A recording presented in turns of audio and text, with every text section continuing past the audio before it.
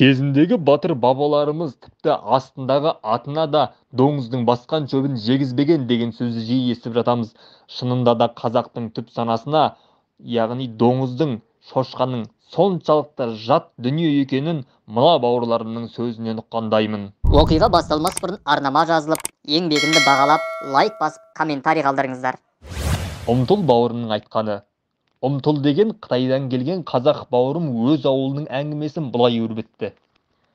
Бірде ауылдан шығып қыстаулығына бара жатқан бір ақсақал жол бойы 17-ні айналып өте бере жолда шалшық суда аунап жатқан салпаңқұлақтарды, яғни шошқаны көріп қалады. Пәлекеттің атын естігені болмаса, өмірі бойы көрмеген атамыздың есі шығып, шошығаны сонша астындағы атын сабылап, беті ауған жағына шаба беріпті дейді. Сол шапқаннан мол шауып, маңындағы бір өзенге ат батымен құлапты. Абырой болғанда аман қалып жағаға шығады. Естіген көргендер жайын сұраса, «Ей Алла, өзің кеше көр, мен сенің жазған харам еткеніңе қарап қойдым», деп жан жағына алтақтайды дейді. Сөйтіп кейбіреулер ол кісіні ел арасында торайдан қашқан шал деп атап кеткен екен. Ал Нұрланның әкесі айтады екен. Нұрланның туған жері Ақмола облысындағы Қорғалжың өңірі. Әкесінен естіген бір әңгімесін тілге тиек етті. Елде азық-түлігі аз кез.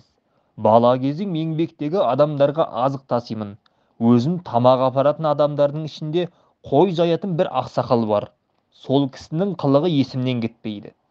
Азық дегенде тәтті дәрмек, печене дегендер секілді ғой. Бір күні жарты пакет печене апардым. Ақсақал ашып көрді де тақтайдың үстіне төкті. Мен байқамаппын. Неше түрлі аңқұстың суреті бейнеленген печенелердің ішінде шошқаның бейнесі де бар екен. Ақсақал анадай жерде жатқан шырпыны алды.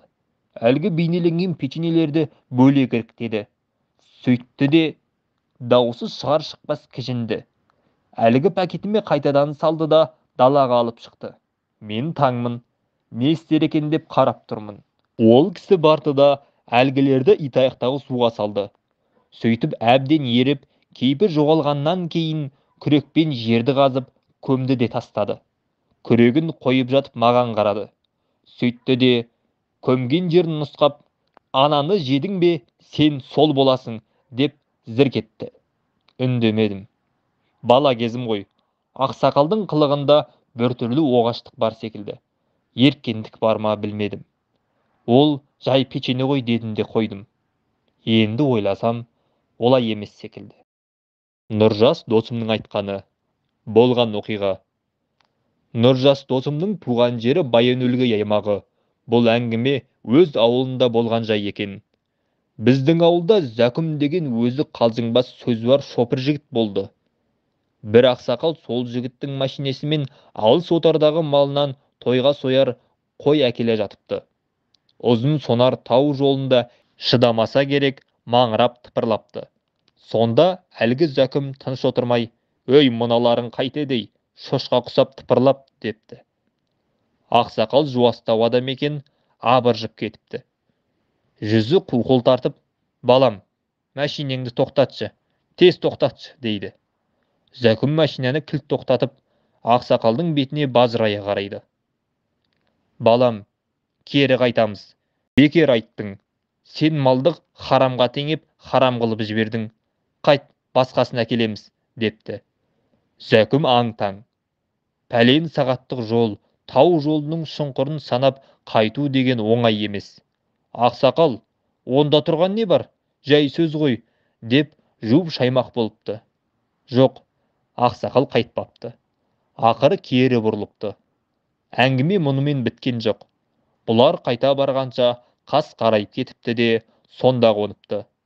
Әлгі сөзге бола 2 күн уақыты кеткеніне іші ашыған Зәкім әлі қоймайды дейді. Қойлар тағы тыпырлай бастағанда арт жағына бұрылып, «Әй, ұқсайсыңдар ғой, ұқсайсыңдар. Бірақ айтуға болмайды. Айтуға болмайды», дейтін көрінеді. Ақсақал Зәкімге жалынышпен қарап, «Шырағым, басқа әңгімен көп еді ғой, солардан айтшы. Ауылға да аз қалдық қой. Шамалы шыдасаң жетіп қалдық, Айтпаш айналайын, деп терлеп тепшіп қиналады екен. Біздің ауылдың кісілері сол Жәкімнің сөзін әзіл шын аралас қылып, бір-біріне әлі жиі қолданады дейді Нұржас бауырым. Ұқсайсыңдар ғой, ұқсайсыңдар, бірақ айтуға болмайды деп.